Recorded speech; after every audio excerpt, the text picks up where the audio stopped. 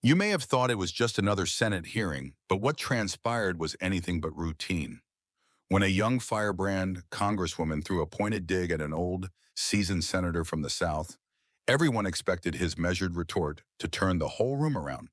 What ensued had reporters scrambling, cameras rolling, and America holding its collective breath. Press play to jump in. In present-day America, where generations, states, and faiths inevitably conflict, this theatrical exchange between AOC and Senator Kennedy provided us with more than a political argument. It provided us with a mirror of who we are. AOC, with her passion and strong voice, embodies the younger generation that craves big, rapid change. She speaks with speed because she senses the clock is running out on the causes her generation cares about. But in this hearing, when she referred to Kennedy as a joke and ridiculed his drawl, it was a moment in which passion likely overcame her. She underestimated him, and in the process, she misread the moment. To the contrary, Senator Kennedy did not respond with flames. Instead, he remained serene and focused on what he referred to as his duty to ordinary working Americans.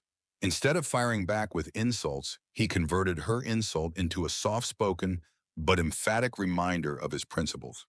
That decision, composure over confrontation, gained him respect both within the Senate chamber and nationally. That confrontation didn't remain confined to that room. It went viral on social media. Hashtags engulfed Twitter, reenactments on TikTok, and individuals on both sides of the political spectrum chimed in. It indicated how fast a moment can turn into a movement when the cameras are pointed at it. But there is a larger message in all of this, one that we can all carry forward. In a polarized nation, respect is important. Listening is important. It is simple enough to dismiss someone based on their accent, heritage, or politics. But actual progress is made when we slow down, listen, and attempt to see where others are coming from, even if we don't see eye to eye. AOC has the passion to ignite youths, but if she is serious about making bridges, she will need to transform that passion into conversation rather than personal insults. Kennedy, through humility and keeping herself centered on what works, demonstrated that strength does not have to be boisterous. And genuinely, that's something we can all work on, whether in a classroom or a workplace or even just reading social media. In a nation as vast and varied as ours, it's only through open, civil discussion that we can progress as one. So as we finish this fierce and memorable Senate battle, we're reminded, politics is not necessarily about disagreementing ideas. It's about the way we exchange them. Thanks for coming along with us on this powerful ride of words, values, and lessons. Don't forget to subscribe so you never miss another compelling political tale. And until next time, right here, where the real conversations start. You may have thought this was business as usual in the Senate today, but today's hearing will be remembered for decades to come. What was a normal debate on climate policy and the Green New Deal instantly went up in flames when Representative Alexandria Ocasio-Cortez called out Senator John Kennedy with a direct attack. On national television, she mocked his country-style Southern drawl and just outright called him a joke. Kennedy's reply, however, was more than a retort. It became a lesson in cool, speedy thinking and traditional American humor. What occurred next had the whole Senate and audiences nationwide stuck to their screens. Before we get started, leave a comment letting us know where you're watching from, and make sure to subscribe so that you don't miss any of our stories. That morning, the air in the hearing room was heavy, as if everyone felt something was in the works. AOC took her place at the podium. Her voice resounded, crisp, even, impossible to disregard. "Dear colleagues," she began, scanning the room before fixing her gaze on Senator Kennedy, who sat quietly with his arms folded, his usual easy grin. "We're discussing the fate of our planet, deadly storms, entire communities swept away, lives already lost. Yet one senator keeps turning this debate into a sideshow, tossing out folksy one-liners like he's at a county fair." She hesitated, allowing a chilled smile to curl at her lips. And then, jabbing her finger directly at him, she stated distinctly, "Senator Kennedy, in this pivotal debate, you are a joke, and not the kind that brings people smiling." A couple of younger senators on her side laughed, but everyone else just shared nervous looks. Some scowled, not liking the personal shot. Reporters at the back tapped away more quickly, sensing headline gold. Cameras homed in on Kennedy's face, desperate for a reaction. Kennedy did not blink. He remained seated, eyes shining and unwavering, staring back at AOC. No grin, no scowl, just silence. Boldly, AOC continued, her voice now laced with sarcasm. You speak of economic costs, Senator, but do you actually know the cost of doing nothing? In my community, the Bronx, people swim in floods and inhale dirty air. They don't want your country boy jokes. They want action, vision, leadership. She spread her hands wide as if carving her words into the room. You might think you're clever with those homespun sayings, but on this issue, you're just a bystander, failing to grasp the urgency of our time.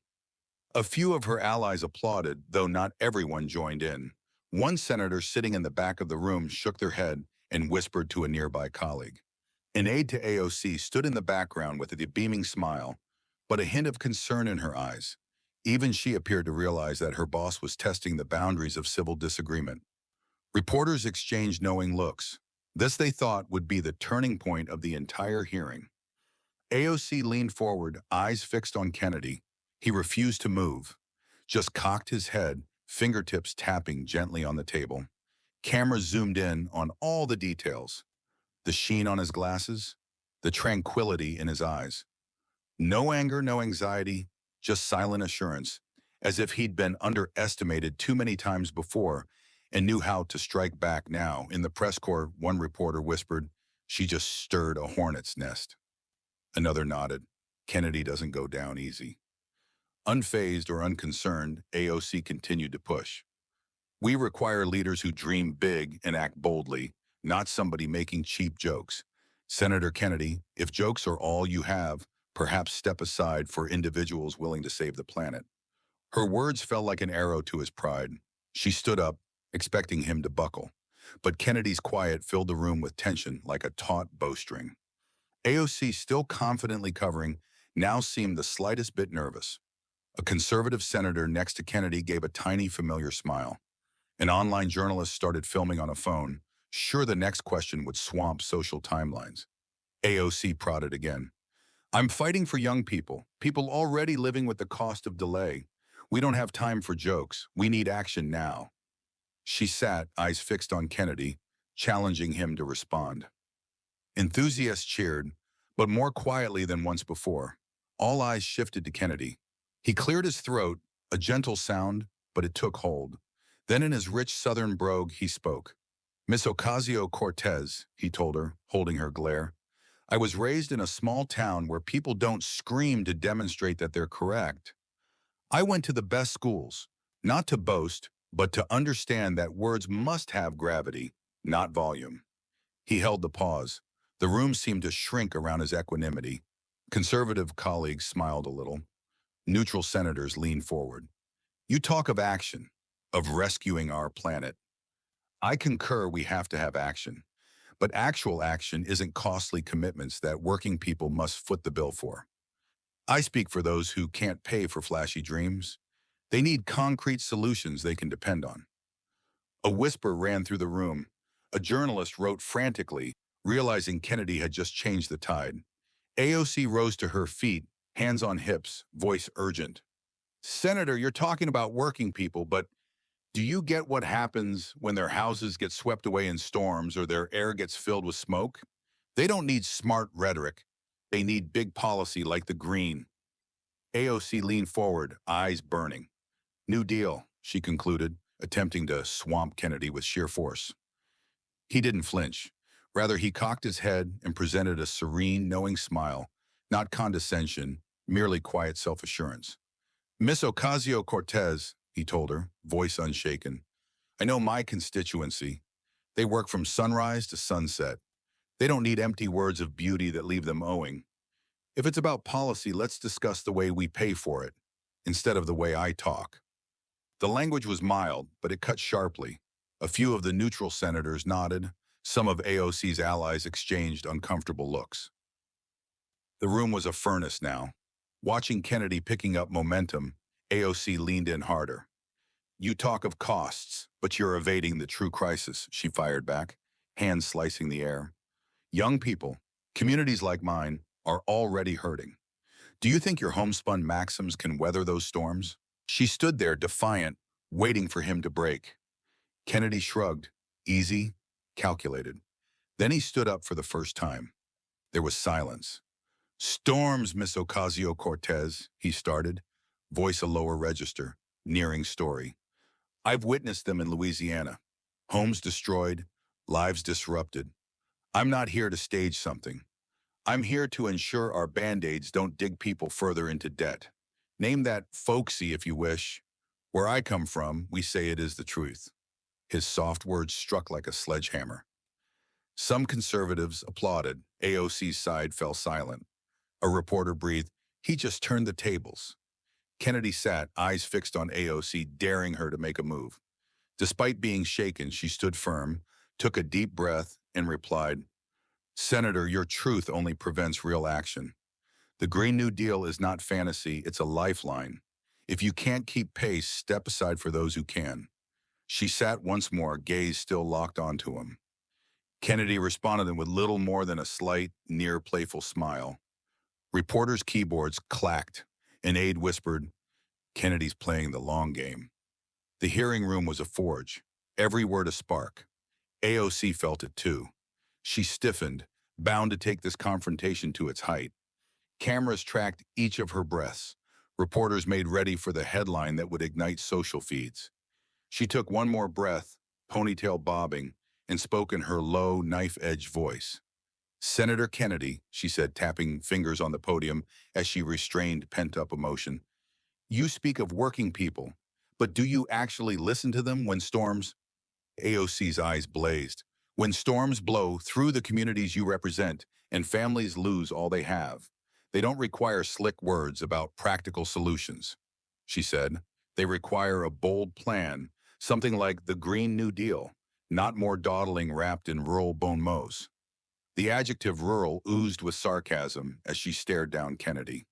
Light applause rustled from her supporters, but dispersed instantly into an uncomfortable silence.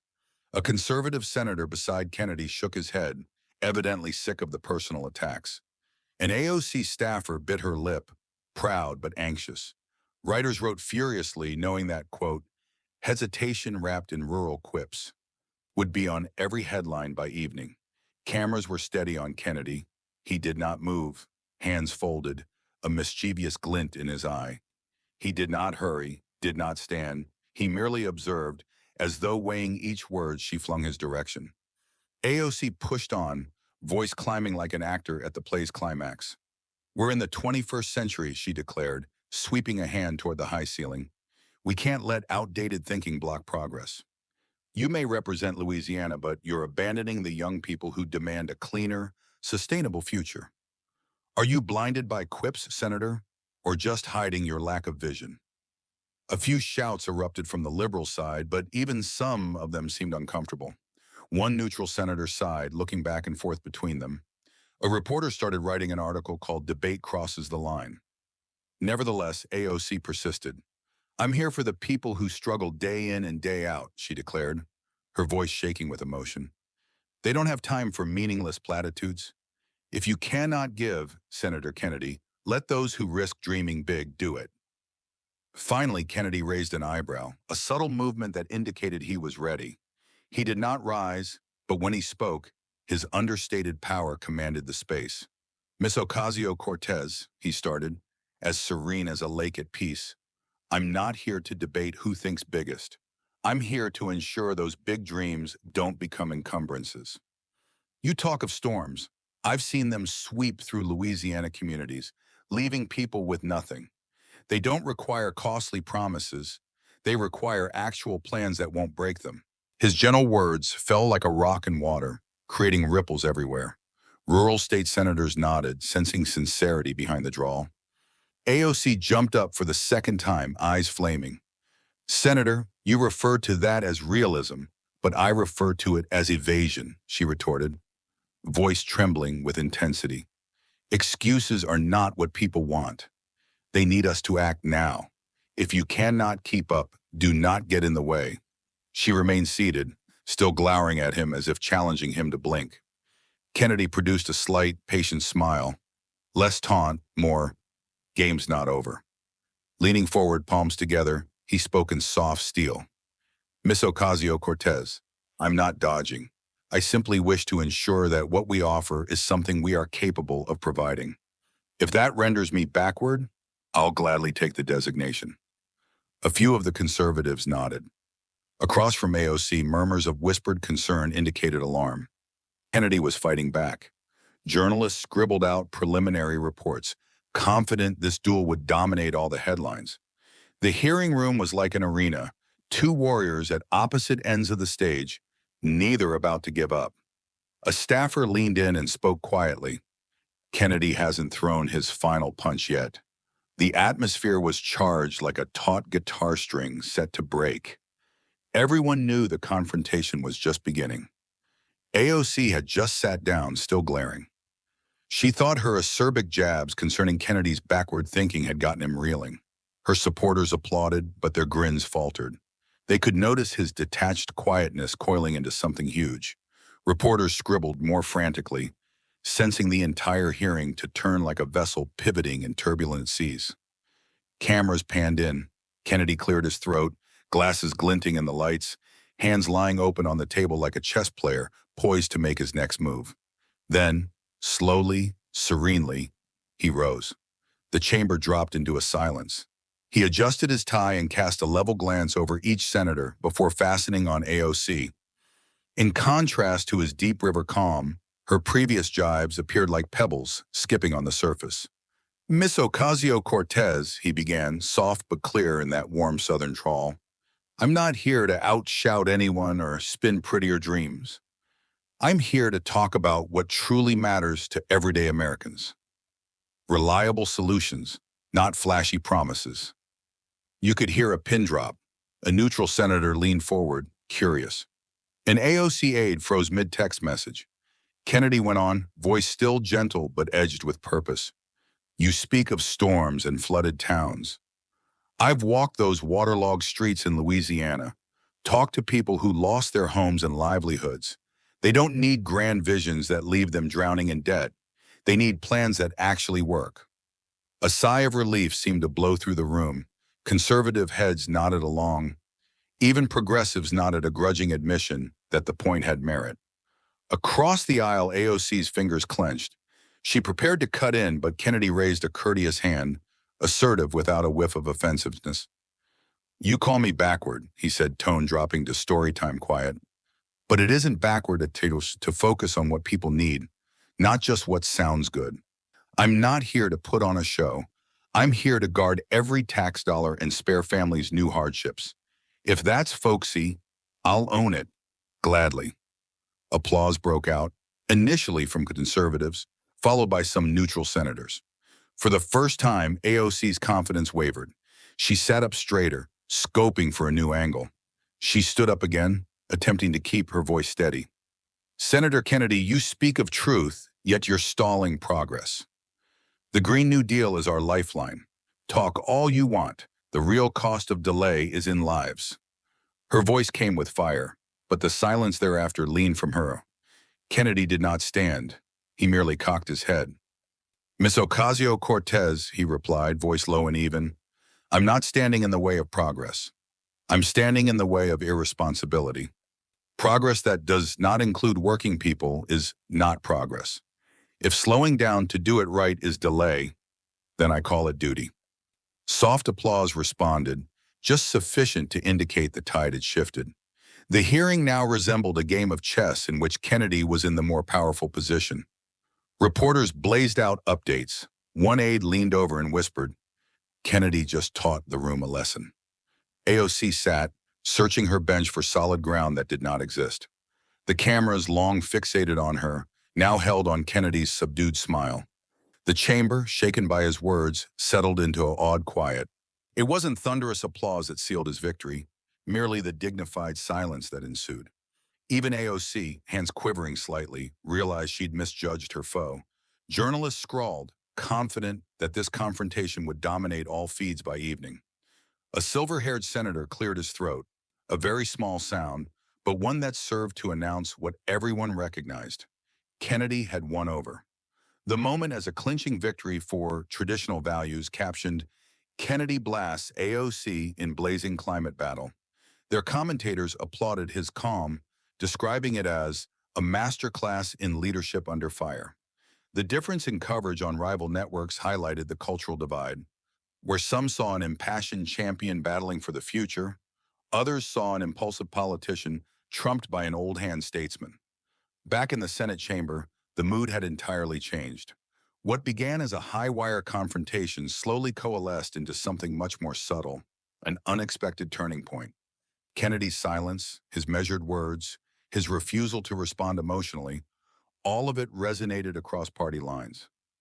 He had leveled a full frontal assault and turned it into a quiet but unmistakable moment of leadership. AOC, still in her seat, held her head high, but the strain in her posture was eloquent. One of the progressive senators leaned over to provide hushed comfort, but the truth was evident to everyone present. Kennedy had redefined the entire hearing with fewer words than she'd spent on her longest counterargument. Meanwhile, reporters and aides rushed to contain the digital blaze that was now raging online. Kennedy's words were being woven into Twitter headers and YouTube thumbnails already. His name trended together with hashtag climate debate and hashtag Senate Showdown. Even political satire handles got into the act. One writing, "Kennedy shows a green policy lesson in slow motion and still wins." But beneath the online buzz and media analysis, something beneath the surface remained, an unvoiced recognition within the chamber itself, the sort of transition that you could sense more than you heard. For the holdout senators observing intently, it was not merely another fiery exchange on the Senate floor. It was a lesson in tone and presence, in how words spoken without passion could burn all the hotter. The hearing concluded with procedural niceties, but no one in that room would ever forget the collision. Not for volume or theatrics, but because of how one senator translated criticism into measured conviction, and how that, for an instant, altered the entire trajectory of a debate intended to be about the future the country grapples with on a daily basis.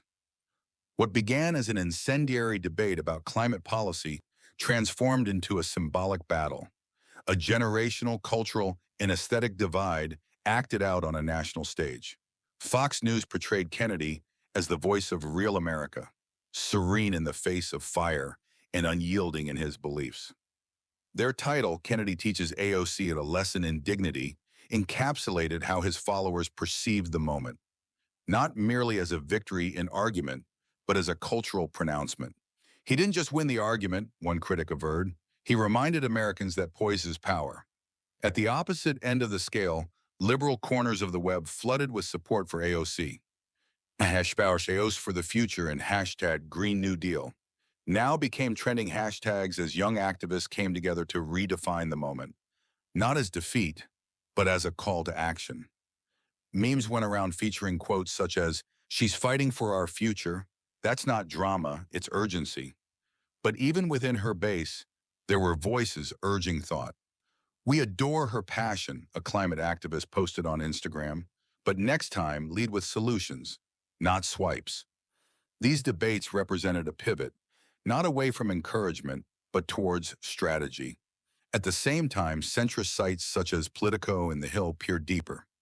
One referred to it as a mirror of America's divide, observing how Kennedy's appeal to blue-collar sensibilities and AOC's city-centered progressivism laid bare the country's cultural and geographic fault lines.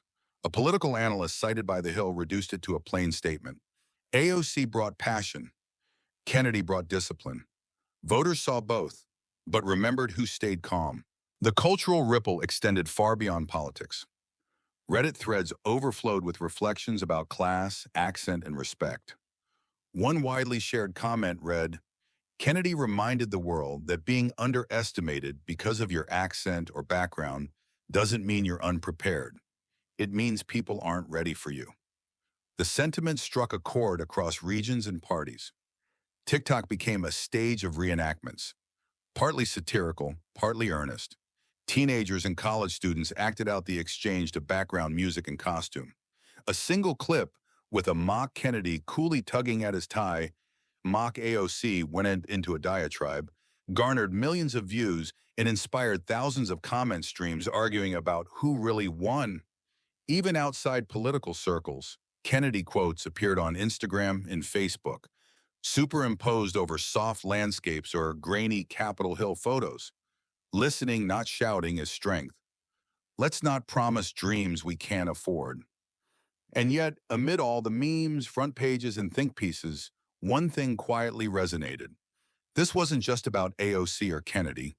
This was about how Americans want their leaders to talk, whether strength equates to loud conviction or soft certainty, whether urgency or trust, vision or responsibility should dominate. In the end, Kennedy's poise had turned a heated exchange into a masterclass in restraint, and AOC's fire reminded the room and the country that revolutionary change never comes without danger. Both parties learned something, and so did we. This was more than a moment in a hearing. This was a moment in history.